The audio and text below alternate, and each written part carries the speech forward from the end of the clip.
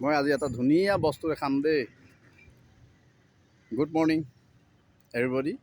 চাওক সুন্দৰ এটা বস্তু দেখাম। চাওক মই খুব ছাগলীক ভাল পাওঁ আকৌ। চাওক এই ছাগলীজনী চাওক টাউনৰ মাজত দেখিছে। এই গাড়ীখনৰ মত চাওক ছাগলীজনী দেখিছেনে কি ধুনীয়াকৈ হৈ আছে। গাড়ীৰ ওপৰত চাওক টাউনৰ মাজত। তিয়ক টাউন, যোৰহাট জিলাত তিয়ক টাউনত দেখিছে গাড়ী। চাওক ইমান ধুনীয়া দৃশ্য দেখিছে। ছাগলী দেখিছে ওপৰত, গাড়ীৰ ওপৰত উঠি শুই আছে। চাওক কোনো উঠাই দিয়া, নিজে উঠি পিনি শুই আছে দেখিছে। চাওক কি ধুনীয়া দেখিছে গাড়ীখনত। চাওক এইটো দৃশ্য চাওক। ছাগলী কেনেকৈ হৈ আছে, মাকে জীয়েক দেখিছে। দেখিছে জীৱ ইমান সুন্দৰ।